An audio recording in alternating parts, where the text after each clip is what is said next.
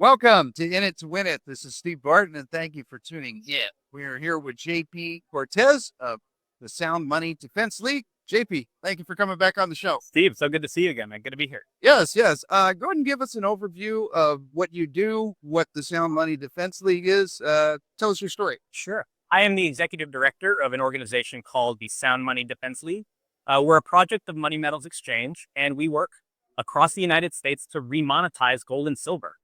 We largely believe that the reason gold and silver aren't being used as money today is certainly not because they're bad money, but because the government has shackled gold and silver with regulations and taxes and a number of disincentives that make gold and silver hard to use as money. Today, in some states, when you walk into a store, you're going to pay a sales tax when you buy precious metals. In most states, if you use or sell that precious metals, you're going to get hit with a state capital gains tax and then a federal capital gains tax. So it's not workable as money because there's too much friction. So to that end, we've decided to go state to state and to DC to eliminate some of these taxes.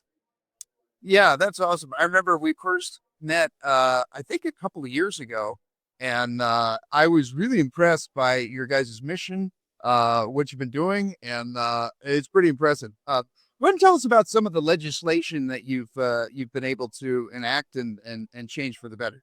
Yeah, this year is actually our most legislatively successful year. In our 10th year anniversary, I'm happy to say that we changed laws across 7 states here in the United States to end the sales tax on precious metals, to end capital gains tax on precious metals, to reaffirm precious metals as legal tender, as the U.S. Constitution prescribes. Article 1, Section 8 says that no state shall make anything but gold and silver a tender in payment. Their legislation considered to in-state gold depositories, the legislation that passed in Utah this year, that I believe it was a $180 million purchase that was authorized the state of Utah to purchase physical gold and silver to be stored, held within the state, and being put on the state's balance sheets. So it's being remonetized as money. It's a reserve asset. And if the government gets out of the way and stops shackling its capacity as a savings vehicle, as money, then gold and silver can be and act the way they do and should. That is pretty cool. I can't believe that you got a state to actually purchase it, put it on their balance sheet. And that's hopefully one of many. And, we're kind of in a really interesting time today where sound money is more of a dinner conversation than it ever has been, in part because inflation is rampant and it's no longer deniable. But everywhere from individuals to businesses, to states themselves, and of course to international conglomerates, they're starting to look at alternatives to the US dollar. The de-dollarization is happening. And there's a lot of news about that, how that's happening on the international level with BRICS countries. What's Russia going to do? What's India going to do?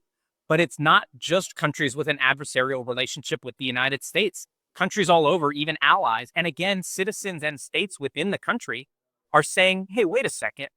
The global reserve currency that's been around since 1971 has been politicized and weaponized and perverted so as to give an outsized amount of power to the issuer of that currency. So people are starting to think about alternatives to this, and we find that they're all coalescing around gold. That's awesome. That's awesome. Okay, so you've changed 7 states for the better this year. Tell us about your Sound Money Index. This just came out a few days ago. Yeah, that's right. This is so in a special edition, like I mentioned, it's our 10th anniversary this year. We publish something every year called the Sound Money Index. This is an index that ranks all 50 states to determine which state has the most pro or anti sound money environment. Some states, like we mentioned earlier, will charge you a sales tax when you buy precious metals. They'll charge you a capital gains tax when you sell it. Some states have in-state bullion depositories. Some states issue gold bonds. Some states work to remove restrictions around dealers that are purchasing or selling gold and silver. So there's so much that states can do to alleviate some of the pressure, because we understand, of course, the monetary dysfunction that Americans live under today, that the world lives under today, stems from the Federal Reserve and the federal level. But that doesn't mean that states can't mitigate some of this damage either. And so they're working to do this. And the index then highlights the states that have been taking steps to proactively remonetize or reallow gold and silver as money. And then, of course, shining a light on states that haven't taken any of these proactive steps, that have high levels of taxation on precious metals, that force precious metals dealers to collect a lot of really intimate information to anyone who's selling back metals to them. And then, for example, in some states, upload that information to a police database at the end of the day, every day. There are a lot of really onerous restrictions on, of course, investors, but dealers, sellers themselves. There's so much the state can do to either alleviate or to really apply a ton of pressure to metals and anyone interested in precious metals. So the index is a great depiction, humbly, is a great depiction of the scorecard, which states are the most sound money thinking or sound money forward states. And of course, the states down at the bottom that have no respect for sound money, that have loads of debt, that still charge you taxes on metals, and that haven't really taken any steps to reaffirm sound money as sound money. So the viewer can get a copy of this through a PDF that we can put in the link below. Absolutely. Yeah. I'm happy to share that. And of course, the information will also be at our website, the soundmoneydefense.org. Okay. So basically, as we look at this, with a blue, dark blue is bad. And this light green material, kind of like my shirt here, is good, right? Okay. And the light green is less restrictions, dark blue is more restrictions, and there's no secret that California is one of those. Oh, exactly right. You can look at the dark blue states and see, and the interesting thing to me is that you'll find that in some cases, this isn't split along party lines. It's not like Republican states really affirm sound money and Democrat states don't. It's not DNR and it's not split that way. For example, you can look at the index and see that one of the worst states in the country is Kentucky, what is known as a conservative state, a red state, but with a Democratic governor who vetoed a bill this year, of a sound money bill to remove the sales tax on precious metals. The governor of Kentucky vetoed that, saying if you can afford to invest in sound money, if you can afford to invest in gold and silver, then you can afford to pay sales tax on it. Wow. Which is, it's a sneering indictment to precious metals dealers, to savers, to wage earners, to anyone dollar cost averaging, trying to protect their wealth, trying to protect their savings. And you have the Democratic leader, the governor of the state of Kentucky, telling these people that there will be no relief, that you will continue to suffer these inflationary policies that we're under, and they're going to make it extremely difficult for you to find any alternatives. So it's not a red state or a blue state thing. It's politicians that, one, like to employ and use power, but also in many cases, they see gold and silver, dealers and investors, and they see cash cows. They see tax dollars. They see increased revenue. But of course, we know that's not the case. The 5 states in the country that are still charging sales tax on precious metals, conventions don't come to their states. Precious metals dealers aren't setting up shop and trying to sell metals in their states. These states are being completely ignored. So it's to their own, it behooves them to pass this legislation to invite this sort of business and industry to their state. Because right now there's an unspoken and in some cases a spoken policy to avoid these states that are worse on this issue. That's enough to make you want to drive to the neighboring state and buy it there, and then drive back home. Absolutely right. You see now that there are only 5 states in the country that still charge this tax, which means 45 of them don't. The 5 that remain are completely surrounded by all sides by states that have affirmatively eliminated sales tax on precious metals.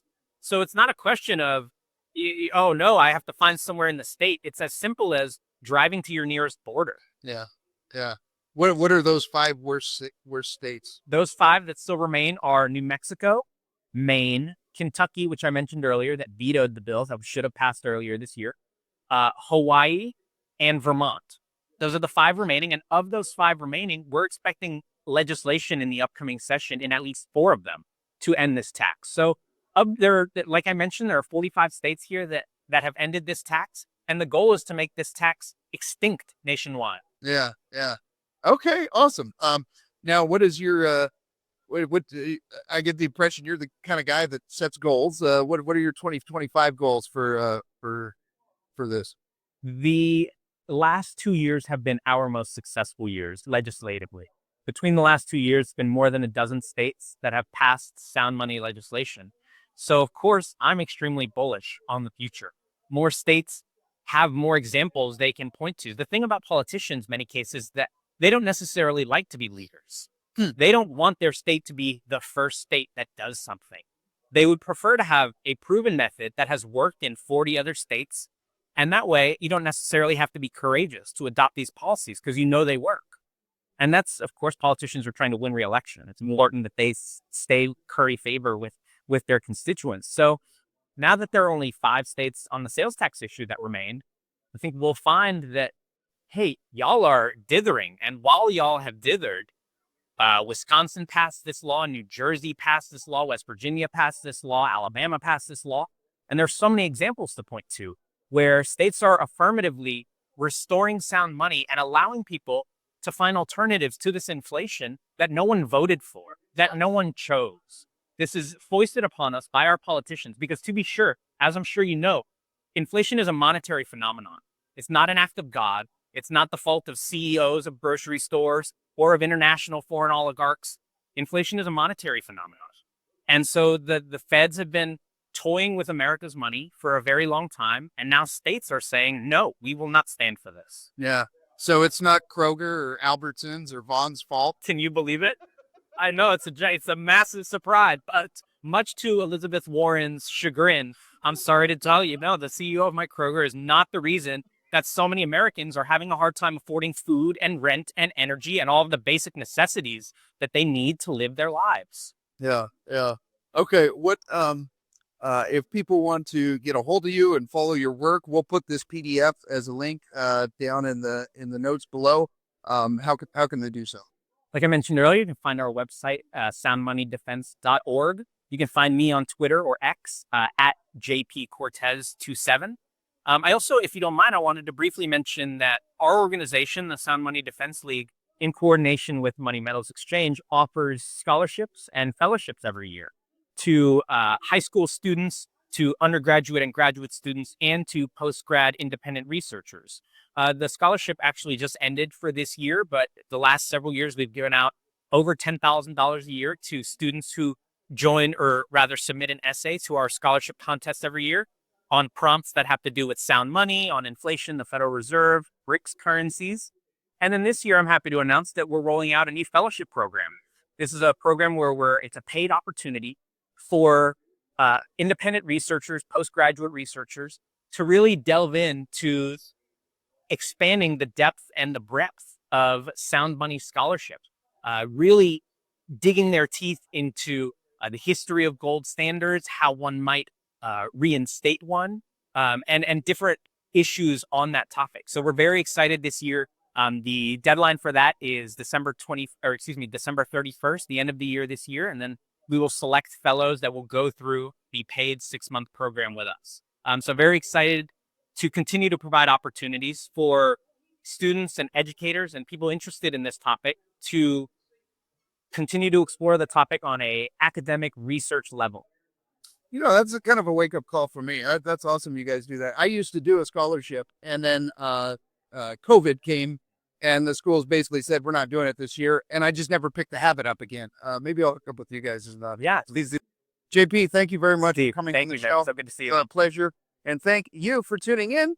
Be sure to support the show and share this with anyone that you think needs to hear it. It's probably your buddy that can't stop talking about tech stocks. You have yourself a great rest of the day, and we will talk to you next time.